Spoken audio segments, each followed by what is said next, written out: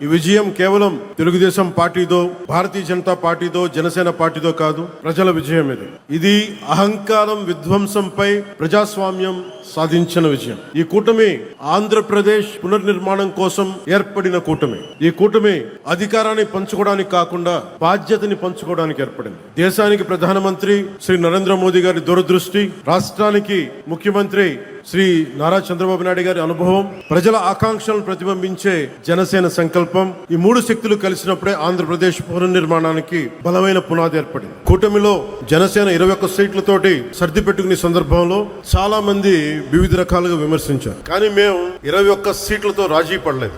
ఆంధ్రప్రదేశ్ భవిష్యత్తు కోసం 21 సీట్లకి జనసేన పరిమితాన్ని చేశాం. ఆ త్యాగానికి ప్రజలు ఇచ్చిన సమాధానమే 100% స్ట్రైక్ రేట్. 2 ఏళ్ల క్రితం మేము ఇచ్చిన హామీలు ఈ రోజు ఒక్కొక్కటిగా ఆచరణలో కనిపిస్తున్నాయి. పెరిగిన వృద్ధాప్య పెన్షన్లు, మహిళలకి ఆర్థిక భరోసా, ఉచిత గ్యాస్ సిలిండర్లు, మహిళలకి ఉచిత బస్సు, రైతులకి అన్నా క్యాంటీన్లు, విద్యకి ప్రాధాన్యత, యువతకు ఉపాధి అవకాశాలు, మేము చెప్పింది ప్రతిదీ ఆచరించి బలంగా ముందుకు తీసుకెళ్తా ఉన్నాం.